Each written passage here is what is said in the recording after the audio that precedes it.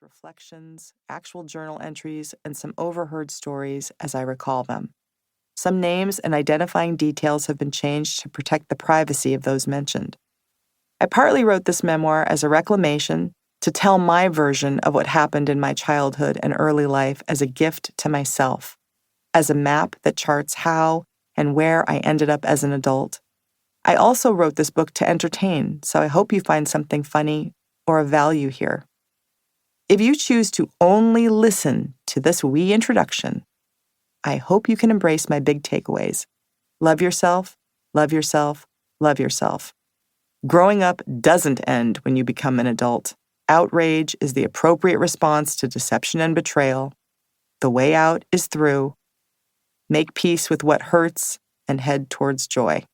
Run with the people who love you, lift you, and make you laugh. Write your future with the ink of today. May you go farther, sooner. XX Moon. Part 1. Earth. Countdown, 1967 to 1980. Chapter 1. Moon Unit. First, some context. It's America in 1967.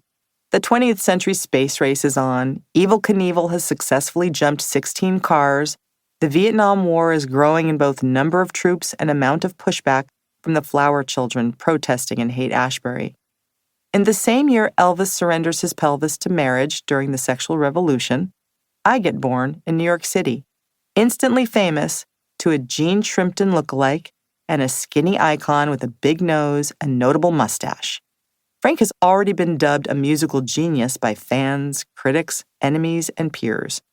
My birth name, Moon Unit, no hyphen, raises eyebrows across the planet during a time when long hairs are as terrifying to the establishment as communists. My first name, Moon, is weird enough at a time when girls usually receive more common names like Lisa, Kim, Karen, Debbie, and Jennifer, but my middle name, Unit, polarizes people, either unhinging or enthralling normies worldwide. If, however, you knew my dad's softer side, you'd know my middle name was bestowed upon me because my arrival heralded our foray into becoming a family unit. I will automatically feel an unspoken, steadfast, ferocious loyalty to my family, the unit part, and a pull to be like the actual moon, with no light of my own, just an ancillary object in the infinite reflecting of the light of the sun, aka the light of my heavenly father, Frank, orbiting his every need and expression. The way it was told to me, my 20-year-old mother, working as a secretary to the owner of the Whiskey A Go-Go on the Sunset Strip in 1966, first met my formidable 25-year-old father at LAX when she drove a coworker friend, his girlfriend, to pick him up. Instasparks commenced between the club assistant turned chauffeur and the composer with Freakout and Absolutely Free under his belt.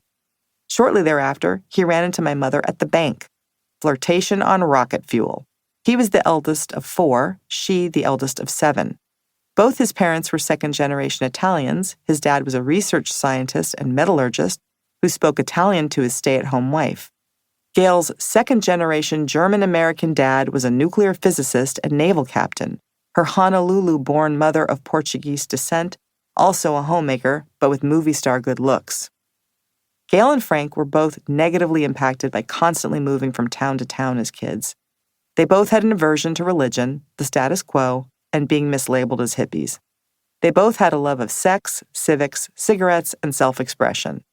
I'm unsure if either of them was technically single when they met that second time, but Frank asked Gail out on an official date while waiting his turn at the teller window. They say you know everything on the first date and everything else on the second. Frank, a gentleman, made good on his reputation for being anti-establishment when he picked Gail up in his lemon-yellow station wagon and took her to a business meeting where he blew his nose into her skirt. Gail was shocked, but smitten, impressed by his dominance and humor, and high on being brought into his inner circle immediately. He was impressed that she was gorgeous, could keep up, and knew when to defer to him, but could also speak her mind. Date 2 was accompanying him on his whirlwind winter tour.